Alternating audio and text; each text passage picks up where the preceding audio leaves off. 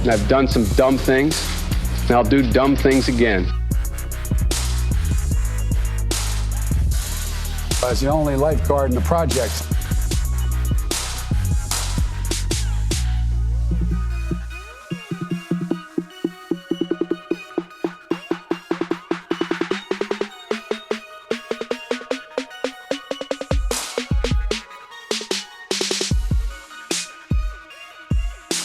You worked for a company that was fixing bread prices.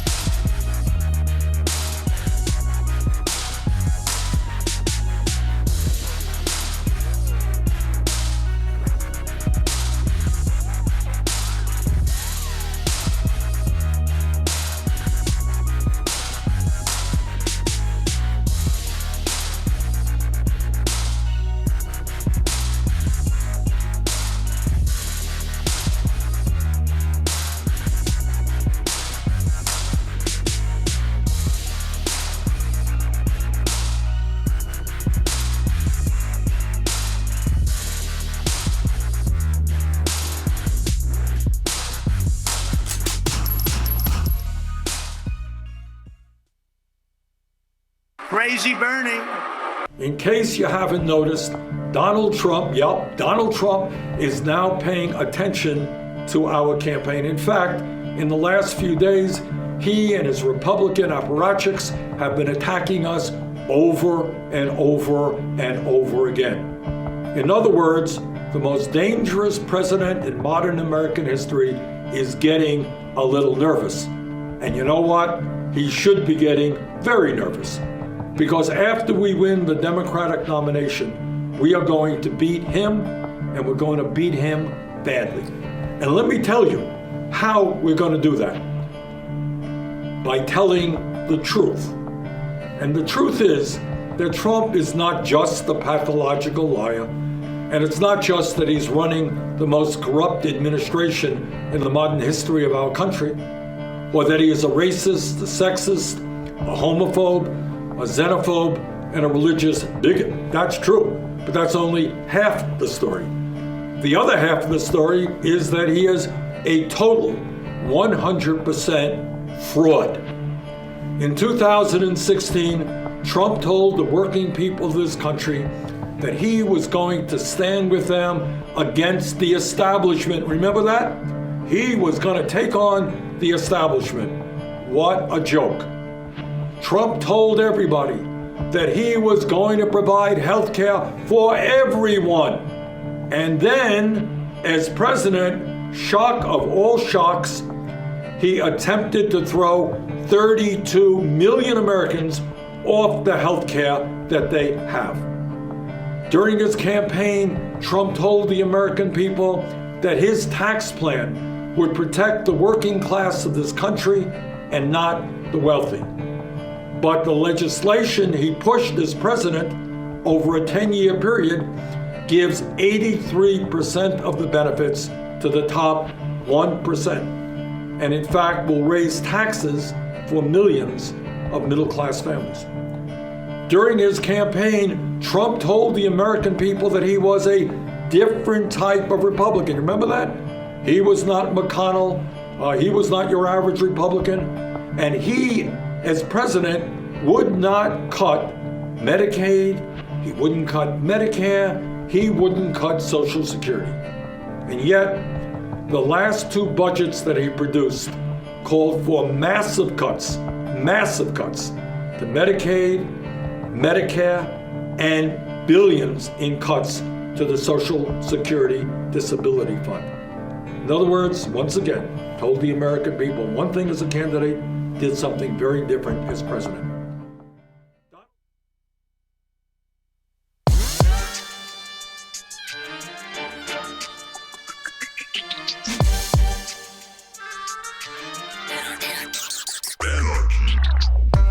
Welcome to the Michael Brooks Show. We're broadcasting live from downtown Brooklyn, USA.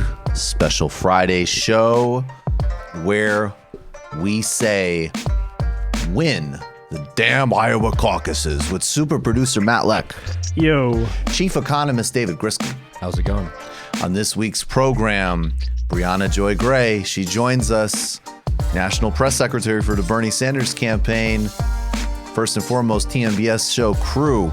We're talking about who is really electable. Let's get honest here about who fares the best against Donald Trump in the failing, imploding, historically unpopular Democratic Party. What's a path out for justice and dignity for all and defeating the grotesque authoritarianism of Donald Trump and the Republican Party? Republican senators, they don't want to see witnesses, see and hear nothing. It's a foregone conclusion. And if there's anything to learn from this impeachment process, it's that any fiction of the Republican Party being anything other than fundamental gravediggers and enemies of democracy. And forget two-tier justice system. We have a quadruple-tier justice system in this country with complete criminal impunity for some. Petra Costa is joining us as well. She is the director of the Academy Award-nominated documentary Edge of Democracy. She's joining us in studio. This is the story of Brazil, the coup against Dilma, the political imprisonment of Lula da Silva. Watch the second part of our interview we did with him with Brazil Wire that went up yesterday. We're talking about her documentary, the story of Brazil and how it relates to the broader global democratic struggle and against all of the monsters dominating global politics, from the United States to Hungary. We've got a shout out. Of course, why is it that the military members are doing great in terms of contributing to Bernie Sanders? Why do they not like Joe Biden so much? Why? David Griscom has a shout out in the post game. A incredible, delusional, unhinged performance from a Clintonoid. We'll break it down. A debunk on some fear mongering from Michelle Goldberg in the New York Times. An analysis of the formalization of apartheid that Donald Trump and Jared Kushner are putting forward in the Middle East. And a whole lot more. Excited to be here. We will be back next Wednesday. On Monday night, I'm co-anchoring coverage of the Iowa caucuses on Rising with Crystal and Sagar. And of course, we've got a great think tank for you on Sunday and a bunch of other stuff to talk about. But first, let's talk about how you actually deal with propaganda. How do you actually deal with the fact that truth in our world is both multifaceted and also, where it is objective, is under relentless attack? In the Trump era, liberals have become obsessed with a notion of facts. Actually, this goes back earlier. Jon Stewart and others thought that George W. Bush's warmongering and violations of the Constitution could be counteracted with simply stating the truth as it was. And this is really contradictory because, one, truth is always, and fact, not truth, but facts are always second order things. They only really make a difference if they're contextualized in a broader narrative and a broader argument. Standalone facts mean very little without them being part of a broader narrative and story to understand power, as an example, first and foremost. The other extraordinary thing is that America, for generations, going back to Eddie Bernays, if we could start with him, has been subject to relentless campaigns of propaganda, or as politely called, public relations, across every sector of our lives, from military propaganda in Hollywood films to sugary drinks sold to children that cause obesity to the selling of presidencies. Joe Lockhart, who is a pundit on CNN, who has been claiming for quite some time now that Bernie Sanders has never been vetted. He hosts a podcast called Words Matter, and I'm inclined to agree with that sentiment. And I'm also inclined to question why somebody who has such noble views of words, who after serving as Bill Clinton's press secretary, went on to co-found a firm called the Glover Park Group, which runs PR and AstroTurf campaigns for clients including Verizon, the Saudi royal government, as well as Pete Peterson's fear-mongering efforts to cut Social Security and Medicare.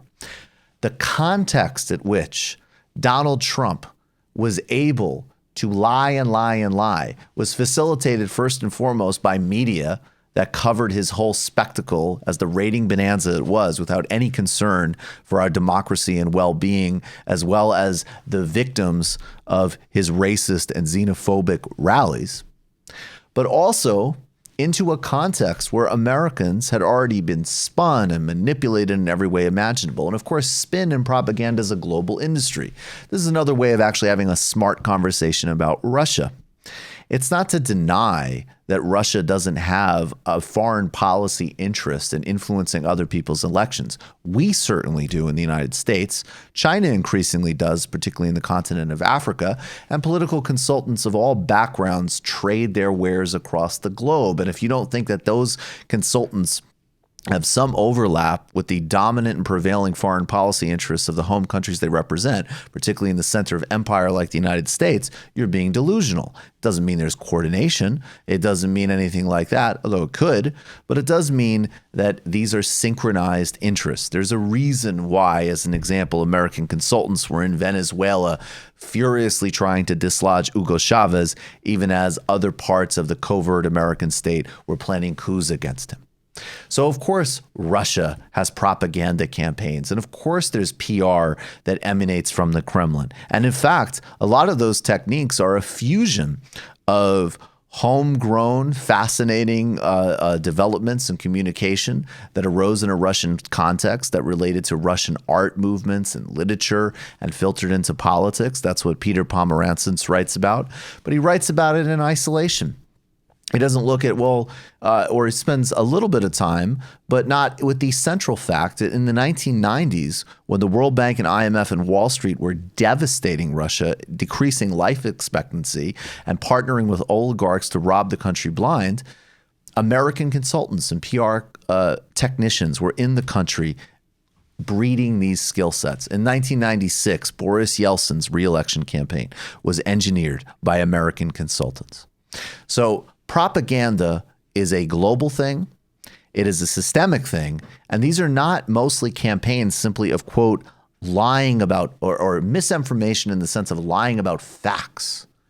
These are narrative shapers. These are fake grassroots efforts, as an example. A firm called Dewey Square Group has been accused of pioneering that technique, as an example. So now we come to 2020 and the giant fake news freak out of our time, which has missed the broader structural problem of PR and propaganda as a global symptom of late-stage capitalism that distorts public discourse, campaigns, and public information across the board, has dumbed that conversation down to a question of, quote, facts, and not people actually having a serious material understanding of their lives.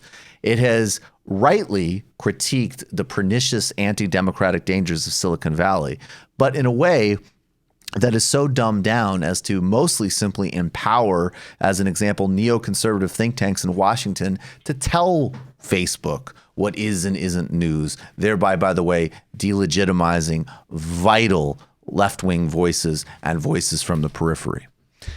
Elizabeth Warren, whose campaign, I'm sorry, cannot be described as anything other than a thoroughgoing embarrassment, has released a plan which, let's be clear, maybe CNBC and their framing of it was sort of exaggerating what she was putting forward. But let's be very clear. As soon as you open the door to lodging criminal prosecution of people for quote-unquote misinformation online, this is a Pandora's box. Now, specifically, Elizabeth Warren is talking about penalizing people who release lies and fake information about voting. As an example, don't forget to vote on Thursday, or don't forget to vote on Wednesday, as an example. Or sure, you can both vote for Amy Klobuchar and Elizabeth Warren, New York Times readers.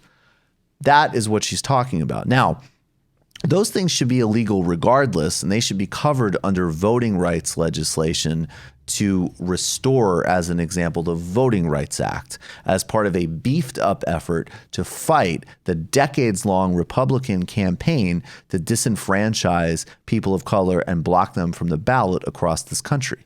But what she's not doing that. She is connecting this to a broader fight against dishonesty and disinformation online, and literally opening the door for a federal government to penalize people on independent platforms for this misinformation.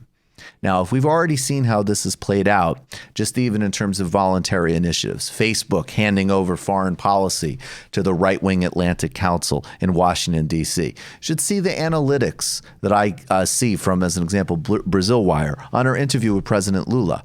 This is a internationally significant interview. It gets no likes, in to paraphrase Maria Bartiromo, in the algorithm. She also puts pressure on major social media companies to combat fake news by labeling if sources are funded by the government, and push for more fact-checking accounts that spread false information, and creating clear consequences for accounts that attempt to interfere with voting. And this links us, yes, go ahead real quick. It's weird, the fixation on government public spending, and not like as if private capitalism completely destroying our information system. This is exactly right. You could precisely. The Koch brothers have done more to damage this country's democracy than Russia could ever even pray to do. So we have a structural problem here of misdiagnosing the problem, opening the door to government overreach, and what really just, when you send out smoke signals like this, why wouldn't Silicon Valley just say, we don't want to deal with this? Let's just shut down all political programming on YouTube. Let's just shut down anything that isn't NBC News. And as they've proven before, they make no distinction between adversarial investigative reporting and Alex Jones. And I think increasingly liberals don't either, frankly. Then we get to the fallacy and the obsession and the delusion of fact-checking. Since Trump won, liberals have been clamoring for more fact-checking and for organizations to quote-unquote fight fake news. Well, the results have been horrendous.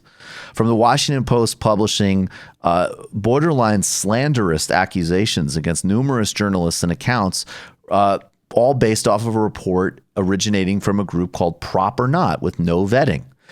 Twitter pulling and banning left-wing accounts haphazardly. Facebook fact checkers, including publications like the right-wing Daily Caller. And this isn't fake, and this isn't to say fake news or propaganda more fully understood isn't a problem. But it can't be an excuse to silence the left and bring legitimacy to corporate media. The whole obsession with fact-checking is bogus. You can't fact-check the problems of democracy away. The professional managerial idea that we can do away with questions of power, legitimacy, and community with politics, we need to deal with that. And this insistence that fact-checkers with all their biases and motivations are going to be able to properly convey what is true and false is a fantasy, and opens up the door for right-wing and neoliberal limits on free speech. I don't want Glenn Kessler presiding over a global system of true or not, frankly. In Brazil, I spent time in a favela and was amazed and inspired by a community radio station that I was honored to tour and talk on a little bit. This effort started with people putting sound speakers on windows across the community so they could beam out messages on employment, on health, when houses needed to be protected from a police raid. Gradually, it had turned into a unofficial pirate radio, and then under the Lula administration, these types of radio stations were given recognition and licenses. That is the type of grassroots dynamism and actual bottom-up empowerment that is threatened by totalitarian technocracy. Of course there's propaganda. Of course there's dishonesty, primarily originating from the corporate sector. And how you do that is get rid of money in politics, have an adversarial relationship to propaganda itself, create teaching curriculums in schools for kids to actually understand how propaganda works, not just to find errant facts. There's a section of the population that believes that they have facts on their side, and therefore everyone else should get out of their way and let them make decisions. This decision is wrong because it's anti-democratic, but because these people are just often dead wrong about the world they live in. In the past few years, if we've been taught anything, it's that these elite institutions and pedigrees are clueless about how to create political movements that can beat the right, fight inequality and climate crisis. We shouldn't empower them to govern our media either. Folks, we're going to take a little bit of a different track here because we're running a little bit behind. We're going to do a quick pitch, and then we're going to get Bree on the phone, and then we'll come back with the shout out and the gem before Petra comes on. But I want to just say it's very important you become a patron. Here's the bigger goal basically for a number of things that we're talking about, including TMBS guides that we're starting to work on, which are like basically commentaries that you've watched but fit into books and built around different themes and built out a bit. That's one project. People who've ordered gear, they were mailed today. You would have gotten your information, and you can go to the website and keep ordering those. They're incredibly important for us. And we are also selling them at our live shows, which I'm going to talk about in a minute. So basically, I would say the goal is that by the election, we're at a minimum at 5,000 patrons. Better yet, at 6,000 or 7,000 patrons. And then, we've got, look, in terms of the documentary films and other actual original pieces that we want to do, like the Lula interview, things in that vein, building that out. And then also, potentially some other things that we'll talk about more later that will require some real investment and time. So it's really important. The growth has been amazing. We appreciate all of you so much.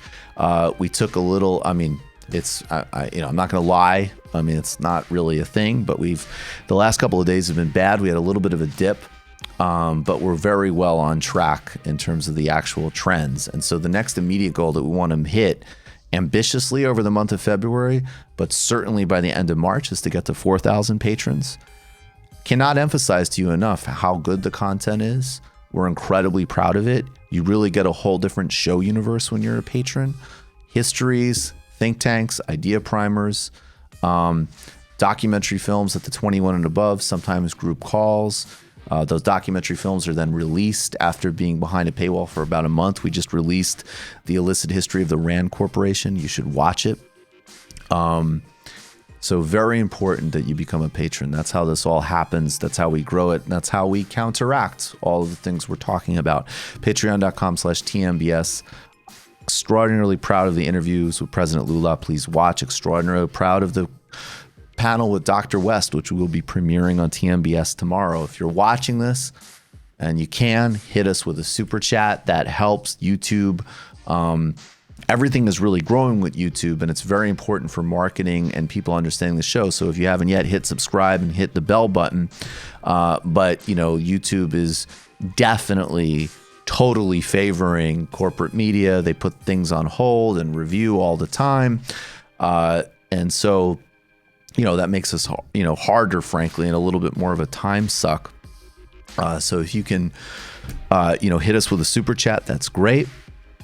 That certainly helps, but become a patron, tmbs.fm, to get everything, including over the next several weeks, you're going to be hearing a lot about Against the Web, the Cosmopolitan Socialist Answer to the New Right, my book that's coming out shortly from Zero Books, information on how you can pre-order it and everything else. Come see us in Brooklyn, February 7th at the Bell House. You can snag, I honestly don't know. I know there's a few tickets left now. It will either be open through the show or will sell out in a couple of days. Grab them. And then I'm incredibly excited. We're hitting the Lone Star State, the North Door in Austin, Texas, with Anna Kasparian and Abby Martin. That's going to be a monster show. So we're excited to see you guys. Patreon.com/TMBS. And we'll be back in a minute with Briahna Joy Gray.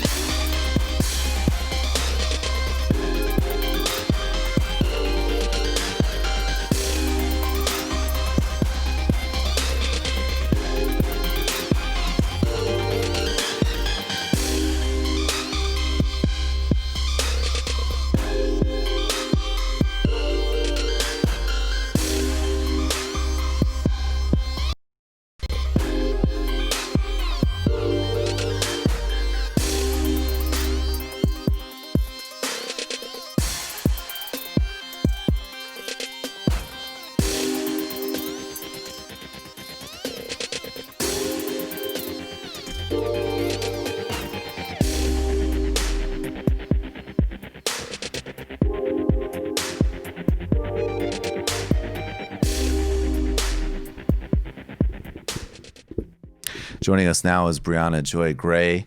She is the National Press Secretary for Bernie Sanders for President. She's also an alumni of TMBS University. Bree, how you doing? Is my certificate in the mail? Is this a for-profit institution? Yes, all of the above. Emphasis on in the mail. You know, we have a plan for universities like yours. Oh, wait a second. All right, guys. Hot, surprising announcement. Donald Trump has been steering this country in the right direction.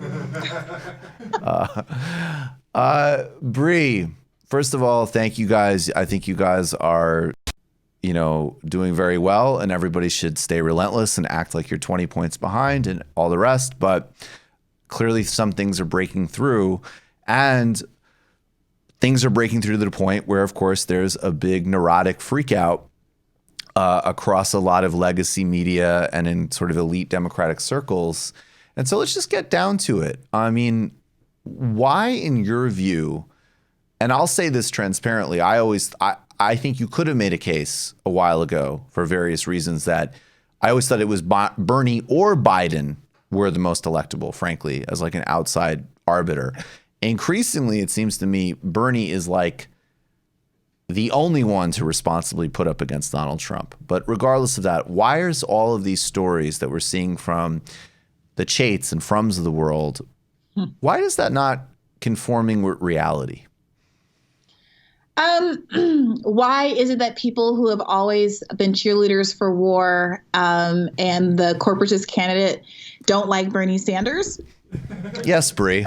I like how you took my loaded question and just like loaded it a couple more notches. Go for it. Look, I mean, we knew this was coming, right? When Bernie Sanders started talking about how we welcome their hatred during his Democratic Socialist speech back in the summer, he was presaging what was going to come down the pike when it became finally clear to the establishment that we didn't just have a chance of winning, we had a very strong chance of winning, and that they were going to have to start to show their cards and more explicitly combat us if they didn't want us to radically change the country the way that millions of Americans who have donated to our campaign in smaller donations, volunteered on our behalf, and otherwise put their lives behind this effort, know they want to have done, right? They know that the only way to push back against the overwhelming will of the people that has been demonstrated in myriad ways through this campaign is to rig the system. And that's what we're seeing now. We saw it first in this media push. We're seeing it a little bit with what's happening with these DNC rules. And it's what is expected when you have a movement that is presents such a sea change, with business as usual. And with regard, and let's get to the rules in a second, but I think it's really important what you're saying. I think what these talking points and this spin is meant to do is, of course, there's a contingent of people that are elite and they hate Sanders and they hate the movement and they're militarists and all the rest for sure. And they can have their own sort of self-perpetuating narrative. I think the idea, though, is that to the extent it filters out into the actual population is just to have people feel like they know that they're wronged. They know that things are bad. But you know what? Don't hope to change. Don't actually feel comfortable to take what you perceive as a risk. And so how, on an emotional level, I'm actually basically asking, do we counteract that, even beyond, debunking all the kind of obvious spin here? When I talk to folks, and this happened in an interview I did earlier today, some of the skepticism that I think exists around Bernie Sanders from people who want to support his policies, who personally support his policies and agree with what he's identified as the things that need to change in the world. The skepticism comes from this. It's thinking that, well, if the polls show that we all agree that we want things like, free public college and Medicare for all and canceling student debt, if polls show that even majorities of Republicans want all those things, why is it that we haven't had them? It must be too good to be true. It must be that the polls are wrong, because politicians would never do something that the voters that elect them didn't want, right? That's kind of, I think, in my observation, the root of some of that skepticism, the good faith skepticism. And the piece of the puzzle that's missing is the piece that identifies why it is that politicians aren't beholden to the will of majorities of people, why our democracy has been undermined. And that's because, as you well know, Michael, the role the money has been playing in politics increasingly since the 1970s, to be frank. I mean, if those of you who listen to Hear the Burn, the podcast that I host for the campaign, know that this week's episode opened with a gloss on the Powell memo, which is this 1971 memo that was a blueprint for how Republicans were going to take back the country after decade of progress, labor progress, racial progress, gender progress, LGBT progress, et cetera. And the fact of the matter is it's worked. The apotheosis of all of this in a lot of ways was Citizens United. And now we have a system where overwhelmingly politicians are more beholden to the big corporate interests that are funding their campaigns than anyone else. And Bloomberg's presence in this race, the way that he is buying a position in this without ever having to defend his views on a debate stage, now muscling himself onto a debate stage, getting the DNC to change these rules by using his ad power to rank higher than many other front runners in this race in key delegate-rich states. It's an abomination, and I don't think that I think it's incumbent on us to make it clear to Americans why this is anti-democratic, why it's something that, regardless of their political affiliations, they should not countenance, and we've got to push back forcefully. You know, Bri, I want to get really specifically, because you did open it, about getting really serious about the real time, what the DNC is doing in real time with regards to Bloomberg, with regards to putting somebody like, I keep focusing on Barney Frank on the Rules Committee. This is somebody who's not only sits on a bank board and represents the Clinton wing, let's just say. He personally hates Bernie Sanders. Like, you're talking about people who not only are ideologically and in terms of, potentially even financial self-interest opposed, they have a personal fixation and dislike of him. So it's very important to have a strategy for that. But I do just want to say really quickly, and forgive my indulgence here, Bri. Earlier, you were questioning the value of your degree, and you've just said that you're hosting a successful podcast. So I think that speaks for itself. You're presuming that I learned all of my podcasting skills Yes. at the Michael Brooks Show Yes. Academy of Fine Arts. You are basically like Gallery Delabate talking about the Connecticut School of Broadcasting. But all that being said, what do you think? What is the... Because I want people to think really seriously about this. There was a lot of and look, we don't know obviously what all the scenarios are, but people need to think, in my view, in terms of like really winning this and being very aggressive out of the gate, because the barriers are being put in place and the games are being played right now, and it's quite transparent. Yeah. Well, I think the transparency works on our behalf, right? There has been a process. I mean, there's always a process of kind of education. When we live in a society that has done so much to kind of obscure the political reality of what's going on in our system, the last 3 years since 2016 have really made it so that some of the conversations about the inequities in our political system are a lot more obvious now than they were then. And we're at a different kind of a starting point when we're talking to the public about what's going on. And what was kind of had some plausible deniability around it in 2016 is much less so now. And now we have like these exaggerated caricatures, right? So you can say what you want to say about the critiques of Hillary Clinton and her closeness to Wall Street, speeches, what have you, no interest in getting back into all of that. But when you look at a figure like Michael Bloomberg, who has $50-60 billion, and the ability to hop into a race and spend more money on ads than every other candidate in the race so far, even though we've all been campaigning for a year and he just hopped in a couple of months ago, those kind of imbalances, the way that someone's not just, through lobbying dollars influencing politics, but through your own personal pocketbook can have such a dominant role is something that I don't think very many people are going to take sitting down. And if people want to rig this race, the way, we've talked about media bias and things like that, but if people are going to want to so aggressively and explicitly rig this race, they're going to have to contend with the fact that Americans aren't going to take it. I don't think they're going to take it sitting down. And I think that you see that with this kind of anxiety about what's going to happen to Bernie voters. There's a lot of hand-wringing about, well, are Bernie voters going to line up behind the eventual nominee? Well, we saw in 2016 that Bernie voters lined up behind the eventual nominee twice as much as Hillary Clinton voters lined up behind Barack Obama in 2008. But what is a real thing to think about is the fact that this campaign is premised on turning out people who historically don't vote, turning out people who historically have no interest in the democratic process because they don't see themselves represented there. And you cannot reasonably expect people like that to necessarily feel similarly engaged for any candidate interchangeably. So we have this support. We have support from people who don't normally get involved. And that is part of Bernie's electability argument. And just because Bernie is going to fight hard as heck for anyone who wins this nomination, because the number one priority is beating Donald Trump, doesn't mean that people are going to necessarily, the constituents that have come out, who would only come out for Bernie, are going to heed that lesson. And that's not something that is a threat, but it's a realistic decision to make when you're thinking about who's the most electable candidate and who really is the best position to beat Trump. That's a really important point. And I also think it's also important. Look, again, I'll keep reiterating this. The goal should absolutely win by such a margin that even these games are out of question. And that really, and I love the energy and people's forcefulness with this, because that's really what it's going to take.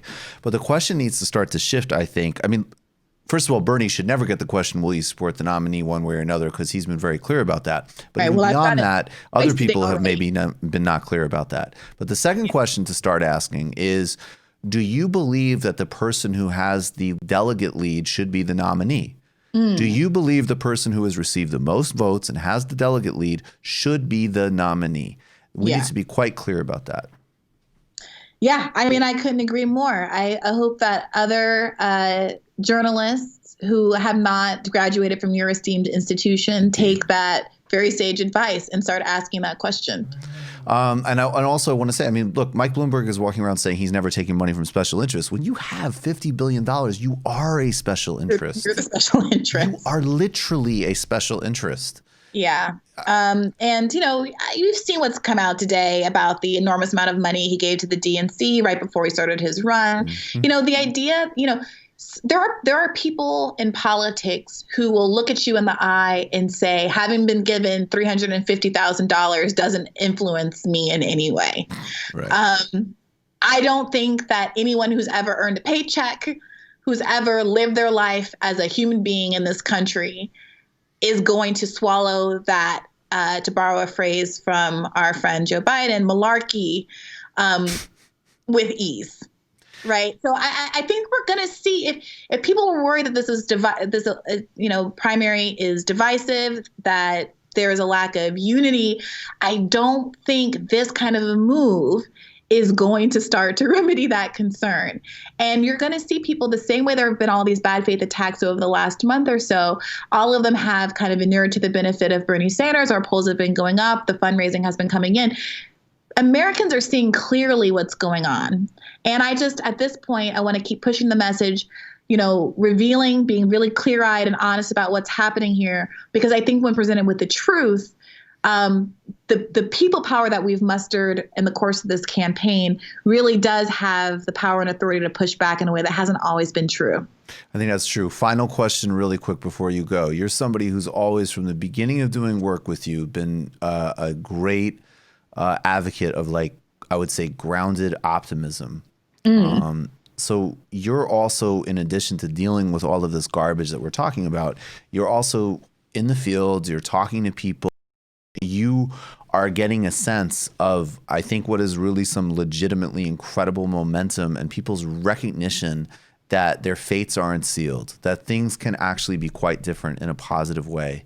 And if there's anything from that you can mirror to the audience and reflect out in these last several days before Iowa and make them feel of that would be awesome. Yeah, I'm genuinely humbled to be in the position that I'm in on this campaign, where I get to be exposed firsthand. It's my whole job to listen to and take in and ruminate on all of the stories that you hear powerfully told to Bernie Sanders and other surrogates at rallies, at town halls, on the campaign trail, to read all the Bernie stories that have been trickling in, and to understand in a way that I don't know is true of other campaigns, how much people who support Bernie because they feel like it's an existential issue. Right. And not just because the climate is an existential issue for all of us, but because when you're talking about healthcare as a human right, whether or not in the richest country in the history of the world, whether you live or die should be dependent on how much money you were born with or how good the insurance your employer provides is. When you're talking about, 30 to 40,000 people dying a year simply because of a lack of access to health care, or the fact that the average student in America graduates with $30,000 of debt that follows them for the rest of their lives. When you're talking about the mass incarceration crisis, where we have more people locked up in this country than anywhere else in the world, and you have 12 people dying in Parchman Prison in Mississippi over the course of the last month or so, when you're talking about a crisis of the proportions that we're talking about now that affects so many millions of Americans, there is an energy that is both humbling and incredibly galvanizing. And I know that energy is going to carry us through in Iowa. You see it in our volunteer effort on the ground. And I believe truly to the tip of my toes, as some of our friends in this race like to say, that this movement is something that is a lot bigger than this campaign. And so I think that we need to continue to fight like we are 10 points behind. Definitely. Don't stop calling, texting, sign up for a shift if you haven't done so already. It's a lot easier than you think it is, I promise you. If you think you're going to be bad on the phone or, not do a good job and think, oh, it's better off for me to sit on the sidelines, that's not true. Please, please, please download the Burn app, BERN, and put in your friends and family, message them, make sure they're registered and they know where to do and where to go, because that kind of relational organizing is the number one way you convince people, talking about your story to people that trust you and know you and love you. And please have faith and confidence that we can do this. We truly can change the settled expectations of this country so that our democratic system actually delivers for the people, the demos rather than the corporations. And thank you so much for all of the support you've given already. Briahna, thank you so much. It's so awesome, this journey, which I still think is just beginning, but it's very cool that 2 years ago we were sitting here talking about important things to talk about, and now here we are with this emergence. And I also just want to say that we're incredibly proud that you've graduated from this institution, and this is the type of skill set you just heard that we cultivate here. Well, thank you, Professor Brooke. Of course. All right. Thank you. Briahna Joy Gray, National Press Secretary, Bernie Sanders for president. Let's do this. Come on. Let's be real. Briahna, thank you so much. Take care. Okay. Bye-bye. Bye-bye. All right, folks. Here's what we're going to do. We have a couple of quick segments to get to, and then Petra is going to join us. But let's start with the shout out. Shout out, shout out, shout out. This is Nervous Curtains. Still in recovery mode. I love it. Shout out, shout out, shout out. So my brain is still in recovery I think mode. this is really interesting. Taking in so many high-level important ideas. Shout out, shout out. From taking in so many high-level important ideas. The dial of ideas. I like talking about ideas. High level. The exchange of ideas. Shout out. Shout out. High level. Still in recovery mode. Looking forward to sharing more ideas. Has he launched yet? What do you mean? Is he on because he was joining the Glenn Beck thing? I think so. Which I called a while ago, by the way. There's one candidate who has taken some stands and has some real clarity about cutting defense spending, cutting military spending, dealing with the military-industrial complex, and all of the myriad consequences that U.S. empire has internationally and domestically. That's Bernie Sanders. And as a result of that, he has raised more money from than any other candidate, including Donald Trump, from active duty troops. That's right. So shout out to the troops, many of whom are clearly recognizing that they have a candidate who is actually concerned about their well-being, who isn't going to deploy them in foreign fantasy wars to compensate for their own imploded masculinity. I do have David Frum on the mind this week. And these numbers are pretty stunning. Can you read them off, Matt? Yeah, Bernie Sanders has pulled in 185K, Donald Trump 113K, Buttigieg 80,000, Warren 64,000, and Joe Biden at about half of Warren's total with $33,000. Why? Which is like probably just two guys. Or I mean, well, I guess there's caps, but probably like 8 guys maybe.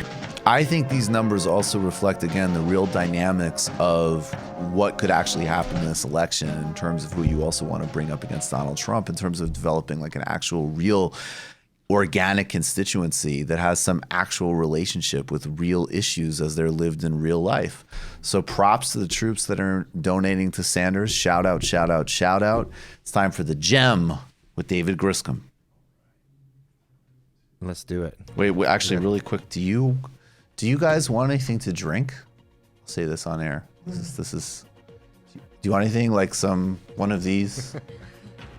Yeah, we have good waters. We have. Okay. All right. If David's ready to go, Matt will get water. Yeah. All right, awesome. Let's do this. Yeah, I want. We have the Spindrift, man. Yeah. Yeah. So I want to talk about this. I tweeted something out recently that story in Yahoo News about how the financial media is already starting to get a little worried about the Bernie Sanders candidacy. They don't think that he's going to win the nomination, but they're saying if he does, be prepared for a sell-off. Now, of course, these kind of things for the most part are hot air and threats, but there is one thing that we do know, which is that the capitalist class, and specifically the financial class, is not going to be very happy with the Bernie Sanders presidency, and they're going to try to punish him. In the same way that they punish governments across the world whenever a left-wing candidate comes into power, the first thing that they do is there's massive sell-offs, and then there's what's called a capital strike or capital flight. Capital strike is when they're refusing investment, they're trying to move their money out of the country to avoid taxes, and capital flight is exactly what it sounds like, moving money outside of the country. So this is something that we really need to be talking about in the United States, in the UK, anywhere we're trying to move into more democratic socialist politics, which is reintroducing a international regime of capital controls to prevent the capitalist class from being able to subvert democracy by pulling out all of the money out of a country. And I know this might sound like a little radical to some folks, but this was actually like the global financial order for a very long time and was the norm under Bretton Woods, which some people call the golden age of capitalism. Right. So the movement to destroy capital controls, and there's a lot of different things that capital controls can be, but fundamentally what the idea is that you're making it difficult for people to just up and root and move all their money out of a country. So you can do that through taxes, you can do that through banning banks from making certain kind of international transactions. There's a lot of tools that you can use for this. But there was a huge shift under the neoliberal, Reformation under Reagan and Thatcher, the end of the Bretton Woods system, to say that it's better for the global economy for there to be free movement of capital with no restrictions. Right. Well, the reality obviously is very different from the theory, and one, it's been devastating for most developing countries because they have people just moving money out of their country. It's very easy for financial organizations to extract large amounts of value and then bring them into the United States. It's very easy for rich people in the United States to move all of their money outside of the U.S. into tax havens. And this idea that trade would equalize across the globe if you had free movement of capital has not been shown in any of the data. So it's very important that we start talking about being prepared to implement capital controls, because they are going to try to punish a Bernie Sanders administration, just like they would try to punish a labor organization, administration, or even what we've been seeing in Mexico with AMLO's government. And I just think there's two very important things that I want people to understand. Is one, that the question of capital controls is class warfare. It's just like many other aspects of the class warfare. It's one that one side is winning dramatically. So the fact that rich people can move their money, can buy large amounts of property all around the world with no check on that power, is because the capitalists were able to lobby, international institutions to make this move. And also was the merging of industrial capital with financial capital, because industrial capital usually would like to stay, rooted in one place.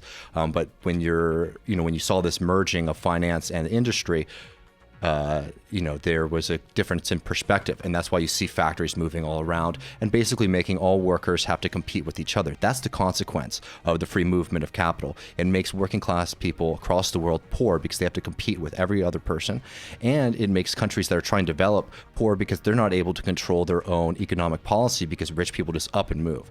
Now, the United States has a great opportunity to do this because the fact is, as much as they want to blow hot air, they are not.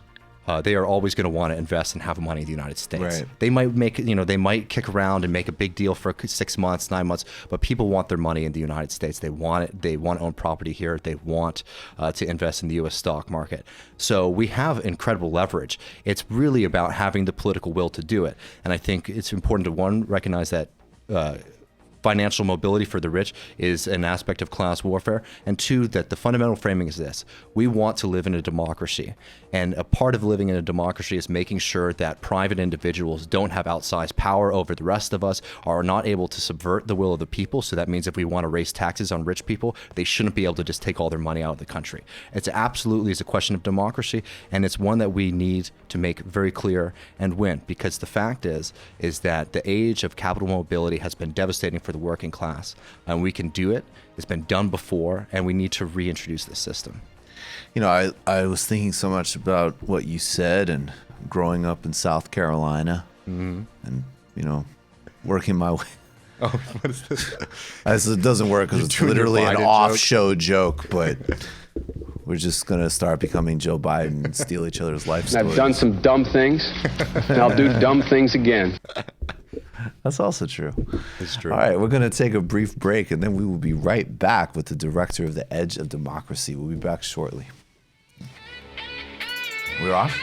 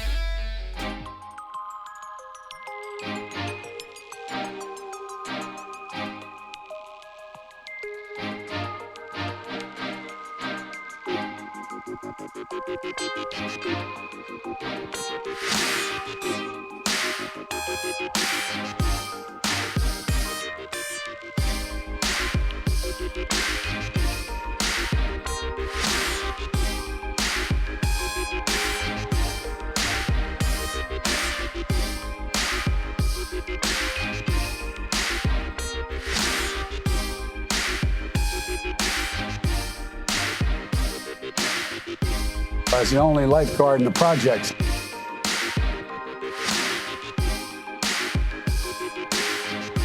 Oh, yeah, come on, man. Oh, yeah, come on, man. The only life. You worked for a company that was fixing bread prices. And I've done some dumb things, and I'll do dumb things again. Get your words straight, Jack. Politics has gotten just so out of whack, but it's going to come back and whack.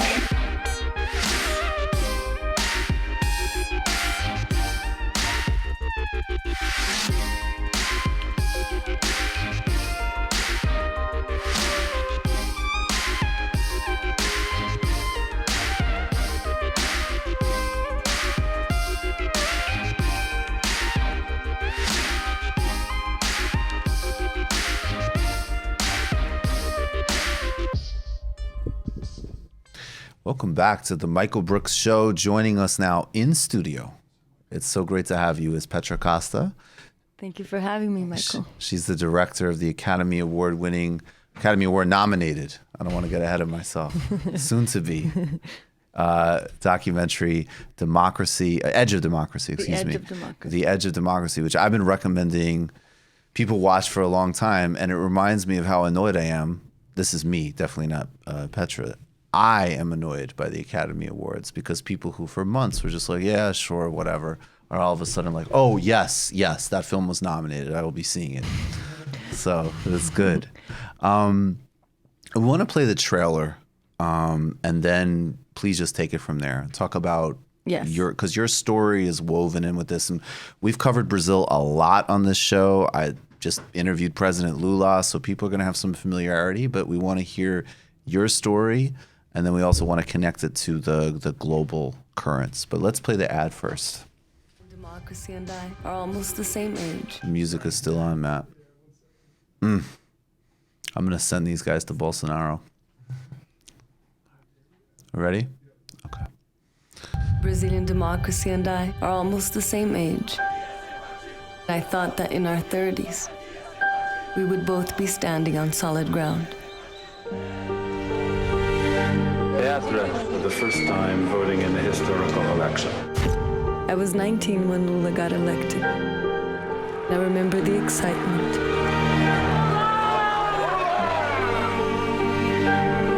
It felt like a huge step in our democratic path. 20 million people leaving poverty. Unemployment reached the lowest number in history, and Brazil rises as a major player on the world stage. The most popular politician on earth.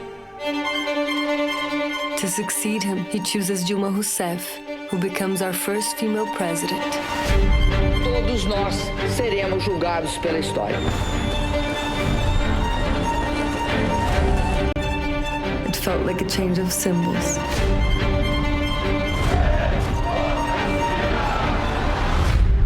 But something in our social fabric started to change. The country divided into two parts. And this wall would rip us apart. The party is soon caught in a corruption scandal, the greatest investigation in the country's history. O que vão pensar de nós? Mas o arrependimento eu tenho de não ter feito mais. Crimes include fraud, slavery, even homicide. One president impeached, another in prison. Our democracy is crumbling. Essa farsa sexista. Estou cada dia mais vivo perante a opinião pública.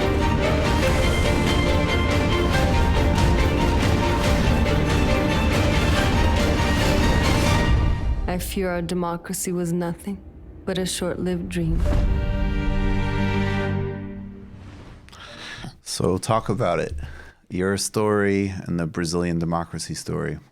So I was born believing that democracy was my birthright, achieved from a lifetime of my parents' struggle. My parents fought against the military dictatorship in Brazil and for the establishment of democracy, and I was born right after that democracy arrived. And in early 2016, I went to film these protests that were happening in the streets of Rio, asking for Dilma's impeachment. And there I saw people asking for the return of that regime that had killed and tortured hundreds and thousands of people in Brazil. And I was shocked. I saw a seed of fascism there and really wanted to understand where that was coming from and where that could lead us. And that's what the film is about. Do you have, where do you think it's coming from? I think it's coming from a deep class struggle, as your colleague was saying. And as Warren Buffett says, which I quote a moment in the film where he says, yes, there's class warfare, and it's our class, the rich class, that is making war and we're winning. In Brazil, precisely that started in 2014 with the election of Dilma versus Aécio Neves, which is from the center-right party. And Aécio reacted in the same way that Trump threatened to react had Hillary won. He said that, he basically didn't recognize Dilma's election and started a movement to impeach her, and then started looking for a crime that would justify that impeachment. And they found a crime that is fiscal makeup, hiding the deficit that most presidents had done before. Dilma never had been considered an impeachable crime and does not rise to the level of a high crime and a misdemeanor. And if, as most political science say, when you don't recognize the result of an election, that's kind of the foundation of a democracy. If Obama had not recognized Trump's election, the U.S. would be in a much deeper crisis than you are right now, right? And that was the crisis that we were. And if Trump doesn't recognize if he loses. Exactly. Right. Yeah. Right. And that's the mess that Brazil got into, with continuous disrespect of the rule of law by some who wanted to get it back to power no matter what. And that happened first with Dilma's impeachment and then with the imprisonment of Lula, which then culminated with the election of far-right candidate Bolsonaro. I want to talk about these three personalities because you spent time with all of them, including Bolsonaro. So we've talked a lot about Lula on this show, so maybe we'll get to him last. But before that, how did you get such access to the Workers' Party specifically? My mother had been an activist of the party in the early days. I had gone to rallies and things like that, but I didn't know him well at all. And so as soon as the process began and he was taken in enforced coercion, they call, I asked to interview him. I sent him a letter, a very long letter, and also sent Dilma a letter. I asked to Moro, the other main characters of the film, and no one responded. They never read those letters. So I went then to the Brazilian Congress with our crew and started to get access to the congressmen. Bolsonaro gave me access immediately. And every congressperson I would meet, I would ask if they could help me get access to these other people.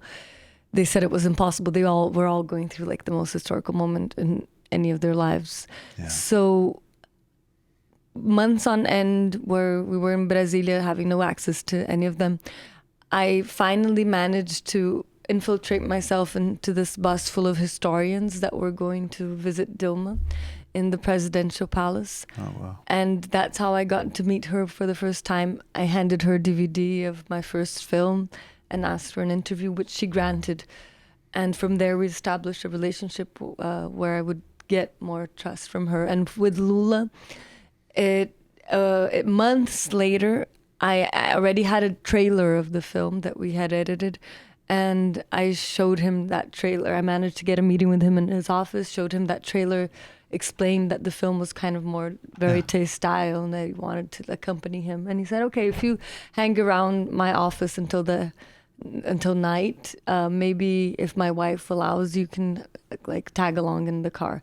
And she did, and after 8 hours she arrived and she allowed, and I filmed with him.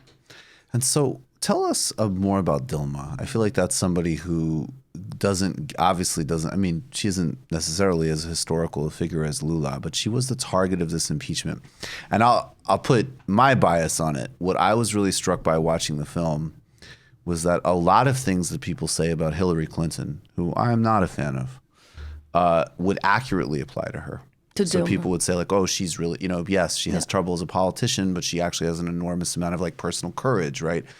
Yeah. Things I do not buy as described to Hillary Clinton, they seem to be like an exact match for Dilma. Like this is actually an extraordinary person who has a huge amount of resiliency and then got caught in this fascistic moment, I would suspect a US-backed moment, and also with a huge amount of gender dynamics and misogyny that actually got spilled over on Lula too.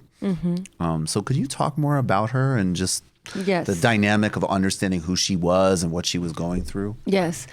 So Dilma had been a guerrilla fighter during the dictatorship. She was imprisoned for 2 years, brutally tortured, and then in the south of Brazil got into a career where she was like a secretary of mining and energy.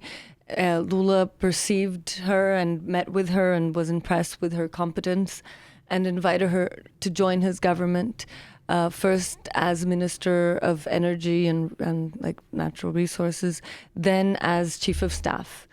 And he would call her the mother of his government, which can be kind of misogynistic a little bit, but I think he did it in a loving way. I have to say, he compared himself to a mother in my interview with him. So it's interesting how he uses that. He said being president is like being a mother. That was his analogy, which I don't think, I mean, maybe in 2020 with people trying to kind of posture as woke, but you would never hear that historically in the United States. So that's interesting. Yeah, like matria. Yeah. And so they were very close during those years, and he attributes the success of his government a lot to her. But many ministers that had to deal with her complained that she was always extremely rough, that they didn't feel listened by her. And in an interview to me, Lula says, yes, they would complain to me, and I would console them.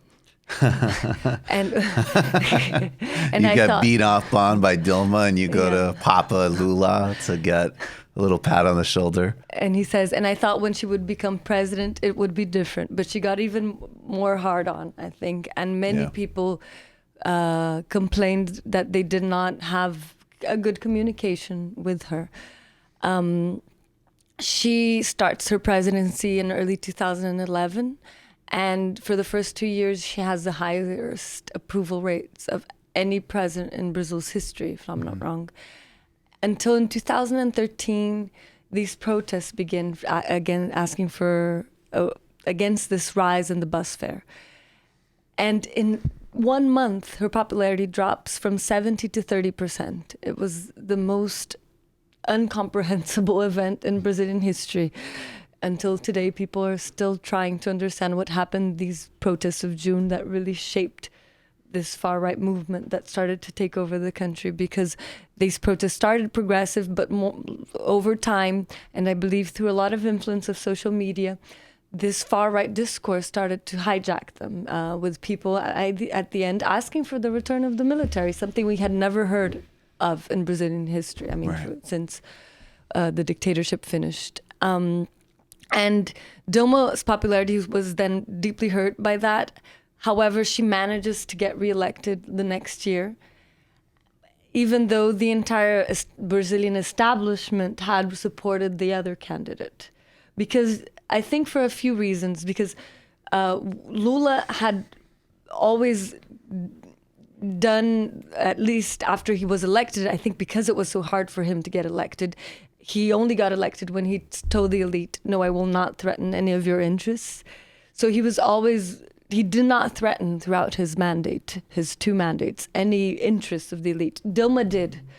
not only did she lower the interest rates of the banks for a little moment, but also in the communication, she would not receive well the owner of a construction company or the owner of a huge bank, and so this malaise, this kind of uncomfortable situation started to exist between the Brazilian establishment and Dilma. And there was even a movement of people asking for Lula to come back in that election in 2014. But he decided not to. He thought it was Dilma's choice, and she chose to be reelected. However, the entire establishment went the other with ISU. ISU didn't win, so everyone went for her impeachment immediately after. Yeah, it was something that was going to happen regardless. Yeah. So then we get the cause that second. Yes. I mean, it's funny. All of the things that Trump claims is happening to him have happened to Lula and Dilma. That's one of the funny, there was this fake investigation and illegitimate impeachment. All of this stuff actually happened in Brazil. But here it's quite different, no? It's very, well... Or no? Do you see similarities? No. In terms of, no. I mean, it's quite different. It's complicated. So his claiming that he's innocent and the investigations against him are illegitimate is ludicrous. Yeah. And everybody kind of universally understands him as some type of criminal, including people who like him. And I think that that's part of his popularity in certain quarters, right? I think the thing that's maybe more subtle and some people go overboard with is how do you actually beat him, and do you want it to simply be like a bureaucratic process that probably won't be particularly effective? And why is it that, a standard left-wing critique here would be why is it that the Democratic Party is so obsessed with Russia or Ukraine versus just very clear and very demonstrable corruption? Why not an impeachment built around the fact that he trades his hotel getting booked out for foreign policy as a normal practice, basically. And, I think and this may in some ways be analogous to Brazil as well, which is that if you get into that realm, Trump does what everybody does in a much more naked and transparent way. But there's quid pro quo across the entire system. But no, I mean, mostly it's ridiculous. It's just been very funny to watch because every time I see Trump say, well, it's a rigged investigation and it's totally unfair, I always am thinking of Lula and Dilma, and I'm like, you think that this is happening to you, but it is not. And it's a funny analogy. So I think Bannon and Trump have been very competent in kind of hijacking the progressive discourse in a very Talk about way. that. That's interesting. Yeah. Tell me. No, Bannon's in American Dharma, the film by Errol Morris, he says at one moment, we have to do the revolution before they do it. There was clearly, after Occupy Wall Street, a desire to reclaim power by the people, and we're going to offer them that because otherwise they're going to do it themselves, and that they've been very efficient at creating a narrative that seems to be for the people. Yeah, they have been, and they have the perfect opponents in most members of the Democratic Party because if Joe Biden is the nominee, then what do we do, right? Then it's going to be, yes, it's different, and sure, it's ridiculous that Trump could accuse anybody else of corruption, but he doesn't care. He'll do it regardless. And then we'll sit and we'll have a several-month argument about whose kids are more corrupt and whose deals are more unsavory and who's going to win. I mean, it's not a foregone conclusion, but that kind of argument where, yes, you can basically say, and you can also flip both sides of it because they're very effective at this too. You can either do pretend fake populism, or you can kind of say on another level, okay, sure, I'm a little corrupt, but at least I'm kind of telling you that, and there's a certain entertainment to how I'll present my corruption. I mean, if you look at I haven't followed it necessarily that closely, but the evolving reactions to this Ukraine phone call, first, I didn't. Then it's basically I made the call and it was great. It was a perfect best call ever done, and I'm exposing corruption. And I think, the problem here, and I'm actually curious if you could tell me if both what you think of this and if there's some similar dynamic with Bolsonaro, that he takes enough generalized disgust that people do have, because I think people have some understanding that, like, yes, there's calls that are made and favors are traded, and oh my God, this whole thing is so disgusting, and why was Joe Biden's son doing this to begin with, and what the fuck, right? Mm-hmm. And so he can kind of play around that, and unless you have, and I think in Brazil, because I think President Lula is an incredible, like if Barack Obama did for this country what Lula did for Brazil, we would say he's the best president in the history of, like, just hands down.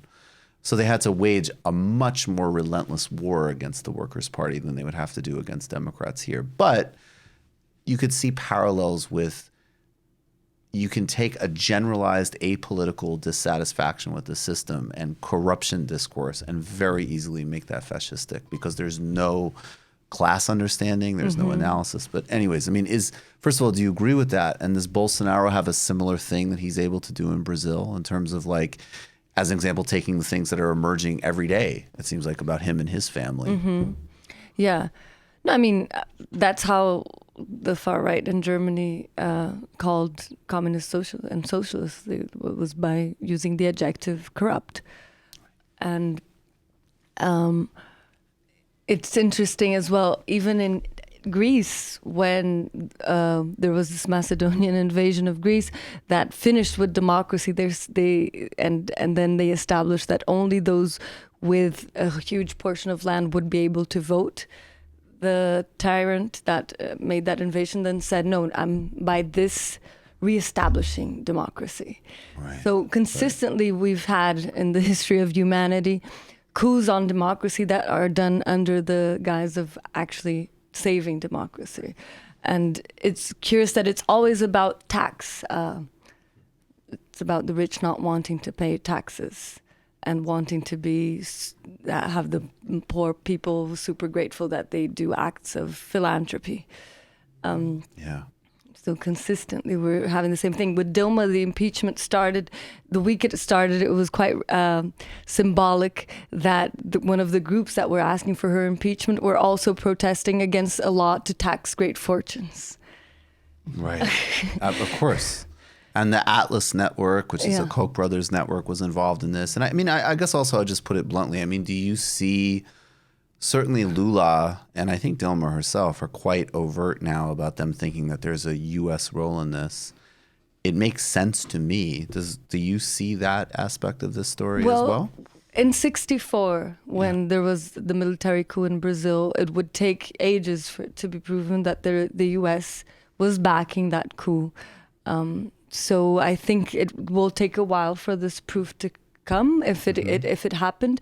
But what exists right now is indications that there were corporations that were instructing and manipulating the events, as for example the Koch brothers that you mentioned that financed MBL, this movement Brasil Livre, that was one of the far right movements that was behind the impeachment, doing Facebook advertisements and garnering support for the Dilma's impeachment right after she was elected. What about Bolsonaro? You met with him. First of all, what was that like? And did you see him coming? And what has it been like? Has he been able to pull off a Trump kind of dynamic? Yes, I think they're very similar in many ways. So I met with him in 2016 in Congress, the day of the voting of Dilma's impeachment, where he became worldly famous for dedicating his vote to the general responsible for her torture, and was not punished for that speech, which is really shocking. And he had already a following then. He told me in the quarters that he was wanting to run for president in 2 years, and he had 11% in vote intentions. No one believed that would ever happen. I mean, I spoke to everyone. I mean, every political scientist, every politician, journalist. And until 2 months before his election, everyone would laugh with the possibility that he would win, because he had 30 seconds of television space, which is how usually an election is decided in Brazil. But he was very smart, like Salvini in Italy, in creating this huge social media following and tapping into this like sleeping fascism that hadn't been touched upon and massaged since the 60s, or actually before, even when the integralist movement happened in Brazil in the 40s, 30s. And he woke up this ghost that we didn't even know was there, but was clearly there because Brazil didn't know how to deal with its past in a way that really transformed the society. And he grew a lot because of Lula's imprisonment as well. That was, right, absolutely. As The Intercept showed, the possibility of collusion between Moro and the prosecutors, and then Moro becomes his justice minister of Bolsonaro. Pretty obvious. Yeah. And now the prosecutor's office in Brazil tries to incriminate Glenn Greenwald for revealing what the government should be investigating were the possible crimes of Moro, but no, instead they will kill the messenger. Right. And the government has been very fast in destroying all the agencies that build Brazilian civil society and are essential for Brazilian democracy, be it the agencies that control that deforestation won't happen in the Amazon, be it by incentivizing the police to kill in Rio de Janeiro, which already has the highest homicide rate of police killing people, civilians, more people are killed by the police in the state of Rio than in the entire United States. Right. And he's asking the police to kill more. To actually increase that rate. And that rate has increased by 20% since he took office. The censorship in the arts has been shocking because during the military dictatorship, they had to do another coup, which was the Institutional Act number 5, that actually to establish censorship, but now they managed to establish censorship in the guise of a democracy. There were 30 works of art that were censored last year. There's been huge cuts in financing of cinema, of the arts. No more LGBTQ plus content. There was a book that was censored in an art fair just because it had 2 men kissing. And even my film was attacked for being what the president and his secretary of culture at the time called fiction and fantasy. And then that same secretary of culture then 4 days later makes a speech plagiarizing Goebbels. I was there for that. That was exciting. That was wild to actually be sitting at it was really funny because we were at this totally some type of thing that would be in Brooklyn, some type of lunch place where you can eat quinoa. And on the screen, they're translating it to me. They're like, "Yeah, our culture minister is quoting Goebbels." So, all right, really? Yeah. The people I was with. Another parallel that I think is, you talked about this idea of waking up a ghost because Brazil had not dealt with its history, and I think that's another. It's certainly a prevalent in the United States, but it seems to me to be this is very. A common symptom of right-wing politics or fascism is the psychological, emotional need for a historical fantasy, both because you can't have a material understanding of what's actually happening now, or you want to protect, vestiges of hierarchy or privilege. But these messages can get really broadly sent out because we live in societies that don't have any sense of the context that they're existing in. And you see this in the United States in every single category. There's just a basic lack of any kind of, forget even left wing, I'm talking just even basic information of the trajectory of this country. Yeah. And that was something that I also caught from your film, that it's, if the world started in 1989 and all you've gotten is a bunch of weird propaganda about the Workers' Party, and Brazil also has a big YouTube right-wing phenomenon, just like the United States, and you don't even have a concept of what was this thing you're imagining. And in a bizarre way, not in any way to defend him, but Bolsonaro to me seems like such a fanatic and such a fool, in my words, that he it almost seems like it's almost kind of made up for him as well. Like it's something that kind of, he was in it, but he was junior. It was already basically ending. And he's got this whole imagined world he wants to be part of. Yeah. What is tragic is that I think he's not the bad guy. I mean, he is a complex character, but he is the result of repeated attacks to the rule of law that were done with a consensus of so much of the Brazilian establishment that thought it was okay to play with democracy, thought it was okay to destroy the results of an election, to put the institutions into continuous conflict so long as Dilma would be ousted from power and Lula would be imprisoned, and then they thought that the PSDB, which is the center-right party, would win, and we would have like a clean center-right party, and everything would be fine. That party was destroyed by its own hands. This is the Jeb Bush party. And not only was it destroyed, but it destroyed democracy with it. Yeah. And I think there's a book called How Democracies Die that has been helpful for me, because it says precisely, I mean, every person I would interview in this process would say Lula's imprisonment is constitutional, Dilma's imprisonment is constitutional, like what's the problem? And this book says, well, the problem is that what protects a democracy is not the Constitution, it's two unwritten norms, mutual respect and self-control, which means you have through the constitutions all the instruments you need to destroy your opponent by not allowing them to appoint judges in the Supreme Court, like the Republicans did with Obama, by calling all they say fake news, by calling them a terrorist group, which is what they started doing in Brazil in 2014. Even the center-right started to call the Workers' Party a terrorist party, a party associated with dictatorships and things like that, by discrediting the legitimacy of a political party in one of the most rooted political parties in Brazil. The Workers' Party is essential for Brazilian democracy, as well as the PSDB was. And by putting them into this war, they destroyed the Brazilian political system and gave rise to this Frankenstein. Yeah. Do you think that the more corporate-oriented interests were? I mean, this is what you can get from the Intercept leaks, right? I'm sure that a couple of years ago, maybe these people that were targeting Lula on the Workers' Party, they would prefer the center-right party emerge.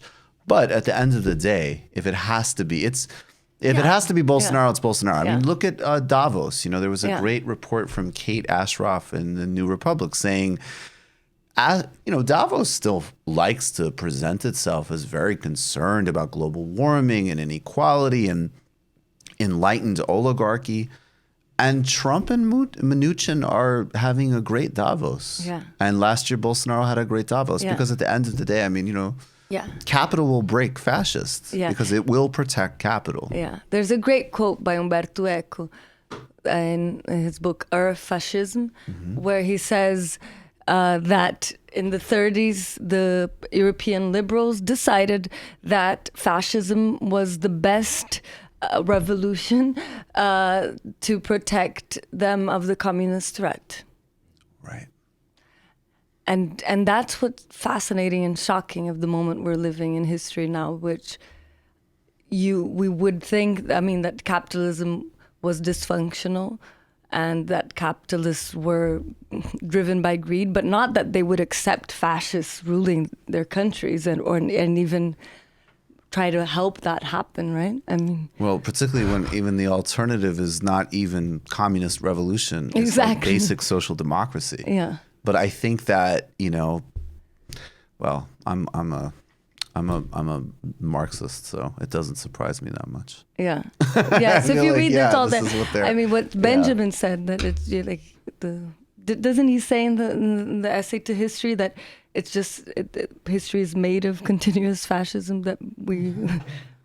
Oh, yeah. And I think, so I want to actually just go back to Trump for a minute, Yeah. just specifically because I have this skepticism about impeachment, not because great, impeach him, awesome. Anything, honestly, that even just wastes their time is good.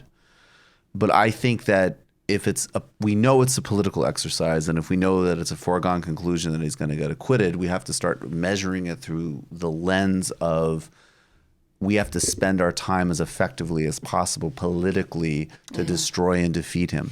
But that is not a very institutional view. So I'm curious, when you look at how these institutions break down in a way that does discredit democracy, do you have like a different feeling about it? Do you think that process of registering something against him, even just institutionally, is really important in thwarting this process, or no?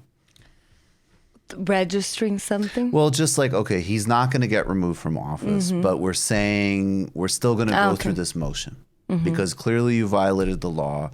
Clearly something has happened. So we know politically you're safe, it's fine. And maybe this will make you less popular, maybe it won't.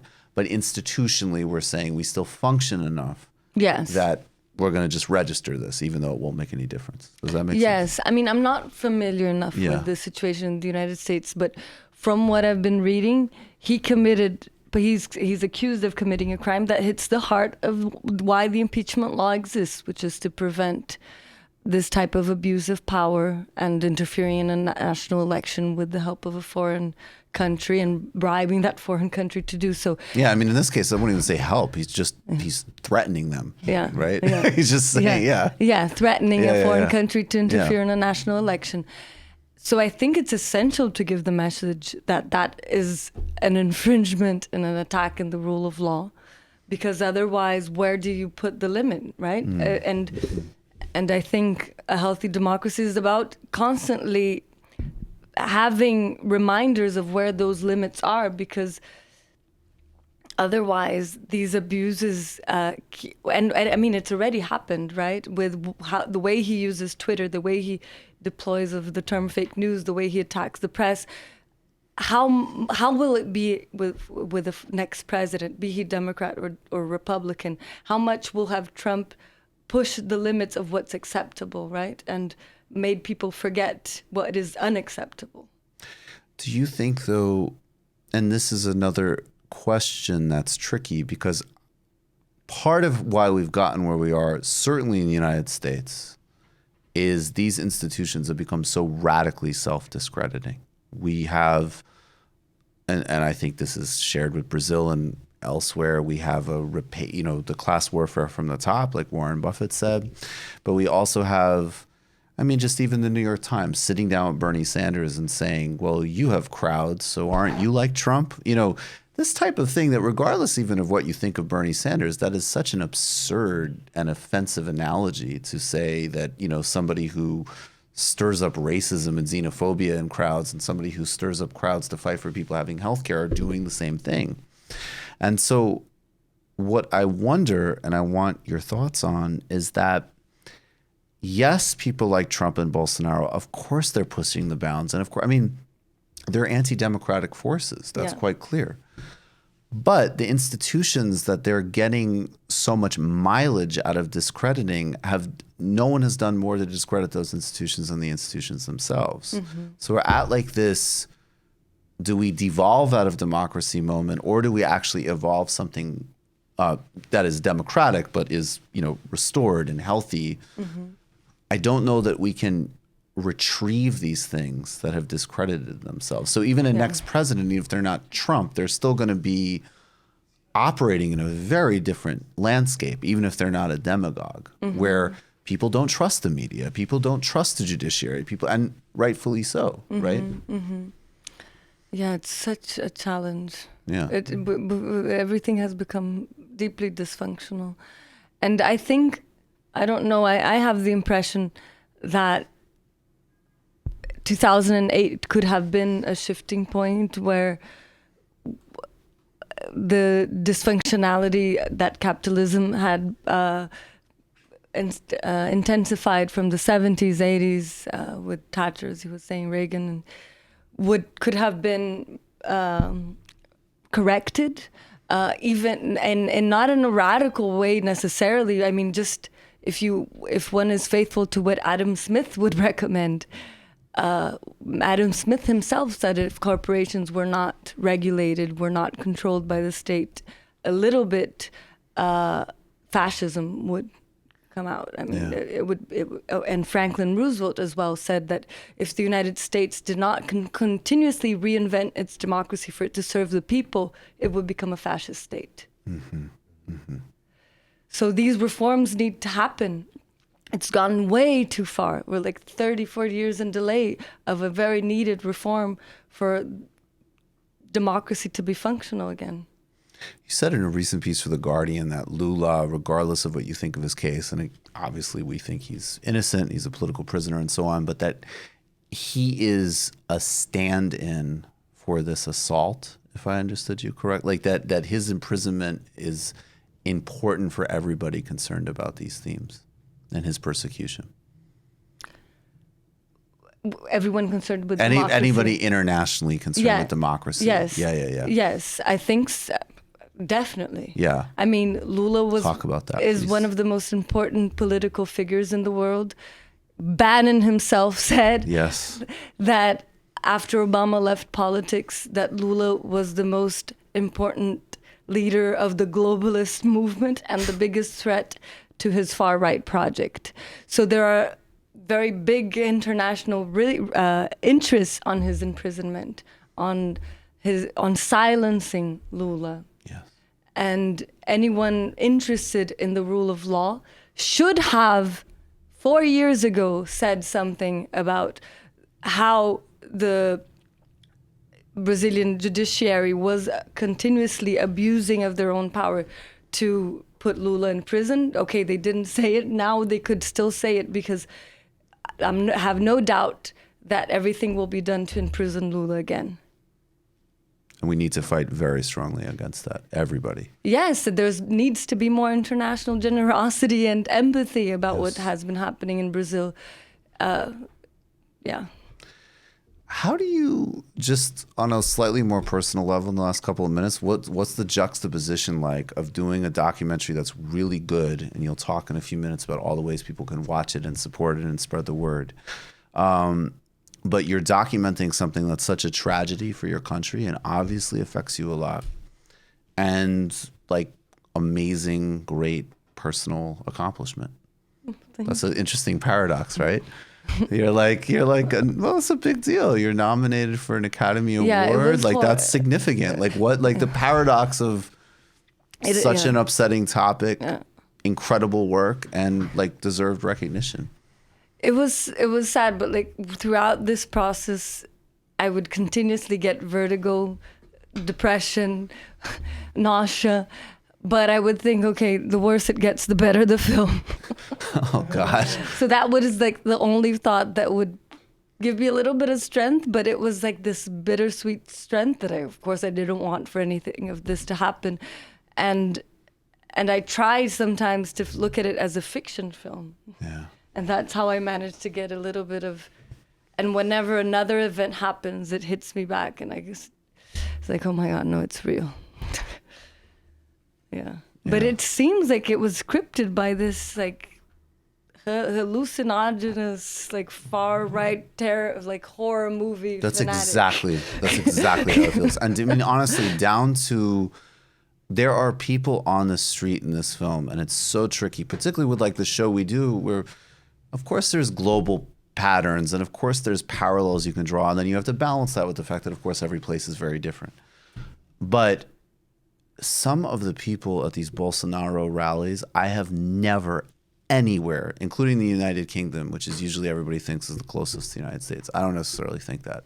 I have never seen right-wing on-the-street talk that sounds as exact as you would hear in the United States about Trump. Oh, it is amazing. It's extraordinary. But I think you guys had, it feels like there were people there going there and giving workshops. Absolutely. I mean, it really feels like that. We saw the NRA sticker in Bolsonaro's office, right?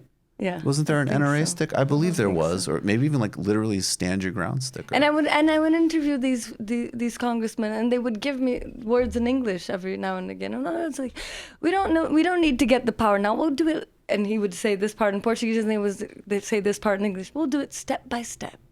It all felt like they'd gone through like an MBA. MBA in fascism. Yeah. Or at least in like far right thought, yeah. Destabilization. What are all of the ways? I mean, people could still watch this on Netflix, right? Yeah. So I'll say, I know on Saturday, February 8th, I'm going to be at a panel at, I'll have the information next week, but I know that Brazilians for Democracy is doing this panel. And we're going to show your film. That's going to be in Midtown Manhattan. I'll have more details next week. Great. So that's one event, but there's tons of different ways that people can interact with this film. So do you want to tell? Yes. I mean, we have our website, theedgeofdemocracy.com. We have, through social media, it's through my page, Petra Costa, on Instagram, or Petra Costa on Facebook. And you can also do educational screenings by contacting us at Impacto, with a O at the end, at buscavidafilms.com. It's all on our website. Okay, and we'll tweet all of this information out. Petra, I really appreciate you coming and visiting us. I appreciate it. Thank you so much. Thank you very much. Please watch this film. Guys, we're going to go to the post game. Thanks to each and every one of you. We'll be back live in a little bit. Join us at patreon.com/TMBS, tmbs.fm, where you can get all of the information, including our upcoming live shows in Brooklyn and Austin. And you can get hoodies, books, all sorts of stuff. Come on, man. And we will see you next week. Monday, I'm going to be in Washington, D.C., co-anchoring Iowa Caucus coverage for The Hill with Crystal and Sagar. Wednesday, we will be here. I think we've got some really great guests lined up, but we will be digesting. We will either be basically like playing like Biggie and Queen and gloating because Bernie won, or we're going to be picking Matt off of the floor. He's in a heap of depression. All right, everybody, we'll see you soon. Thank you.